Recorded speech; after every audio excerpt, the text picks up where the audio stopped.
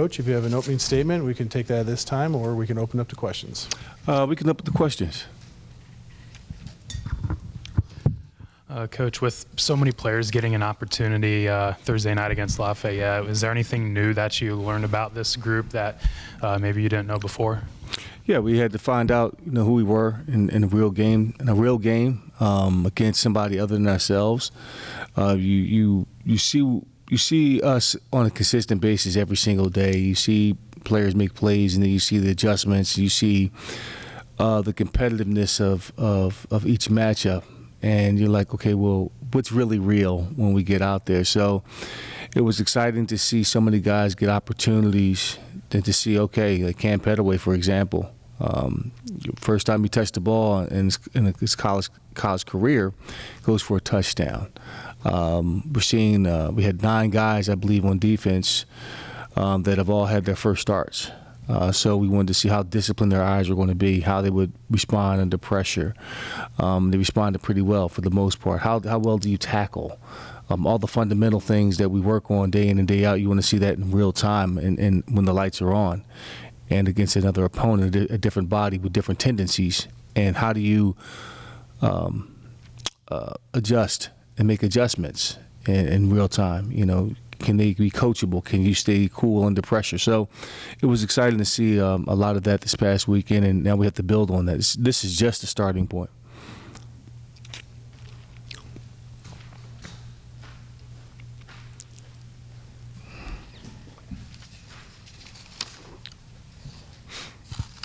Coach, after the game against Lafayette, you talked about the offensive game plan being very vanilla, very basic. Do you expect it to get more complex for them going into this week because it is against the Power 4 team against Cincinnati? Well, we're going to do what we do. I don't think it was a point of, hey, we're just going to be vanilla because it's a Lafayette. We just didn't have enough information on Lafayette to say, okay, this is what we can scheme up based off of their personnel. It was 9 or so new bodies, or 11 or so new bodies out there. So we didn't know until we had to got in the game. Now, once we saw what we were able to do against them, we were able to make adjustments and able to do certain things schematically to take advantage of some opportunities. Now, with Cincinnati, is a little different, or any second week opponent. You kind of have tape on them. You know who they are to some degree. You know the injury report. You know who's going to be in, who's out. You can see it up close and personal on the film, and now you can say, okay, here are our opportunities. Here are our strengths. This is the guy we want to stay away from. This is the guy we want to expose.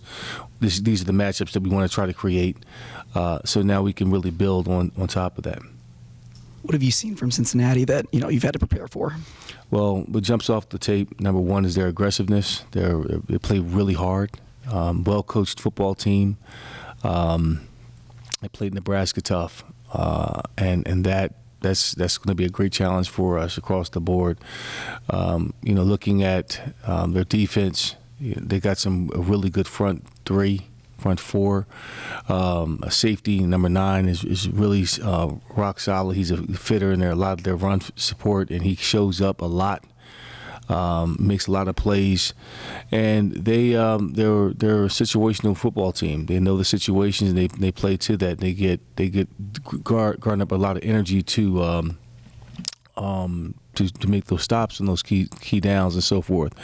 Offensively, the quarterback makes it go. He's has a lot of moxie. He has great deal of experience in this league, a lot of starts. Keys uses his legs a lot, and he's a load. He can wear it on the defense. I think you saw that a little bit against Nebraska. So I'm pretty sure they're going to try to get him going in the passing game. Didn't show his arm a whole lot, but it's there. So we have a great challenge for us coming up this week. We're formulating a game plan on all 3 phases to figure out where we can take advantage of some opportunities, and we know it's going to be a physical fist fight when we go in there on Saturday. Special teams was so good, but I would like to ask, you referred to them as special forces. Mm-hmm. I'm just curious the reasoning, or if there's kind of a backstory behind that. Well, it's special, I try to make it special, and the Special Forces is an elite group, and you have to make that group make it count for more. And when you're a 4-core special forces guy, you eat first.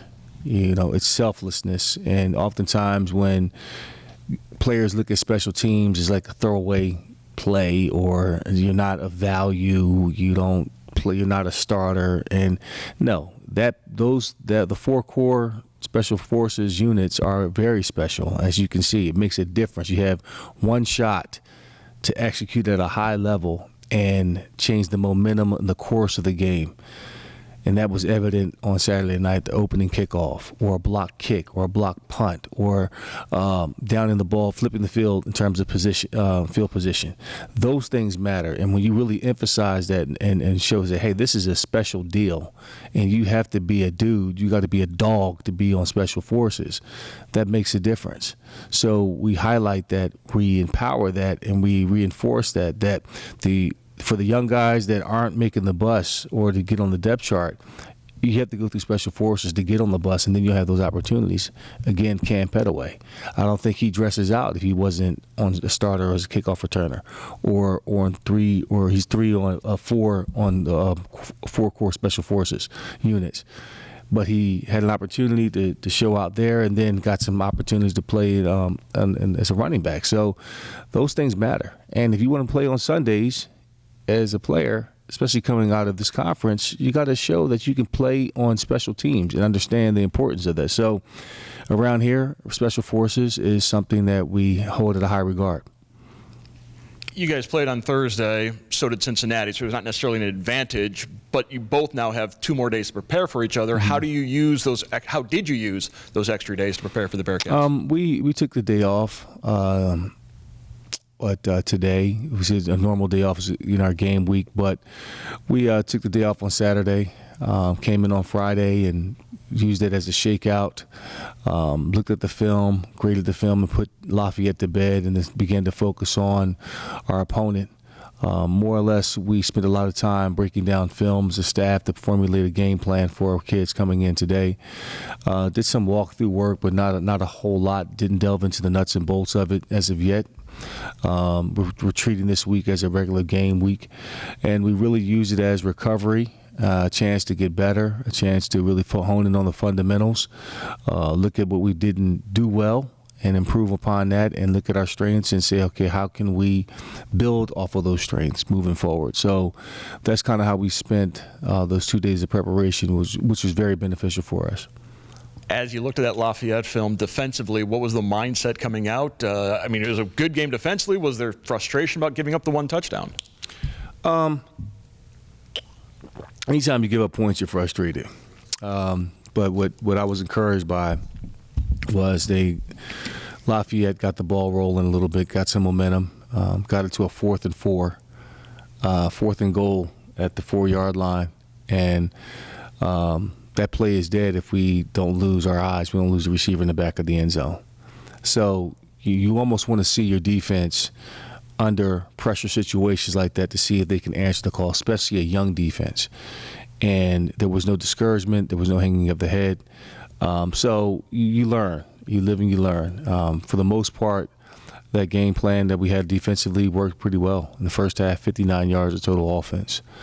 Gave our offense a chance to really find a rhythm in the first half and try to put points on the board and take control of the game. So you can't be upset that, hey, we gave up 7 points. You say, okay, how can we learn from that? How did the drive start, number one? And that was undisciplined behavior from our defensive end, who gave up the edge, who allowed the quarterback to roll out the pocket and got the ball rolling for them. They found some momentum, and then a couple key plays here, then a penalty here, gave them more field position, and that's how you got in that position. So if you can eliminate the mental errors, you can eliminate the penalties because of discipline, lack of discipline, you have a much better series. So those things you look forward to looking at the so-called setbacks or failures to say, how can we learn and get better from it?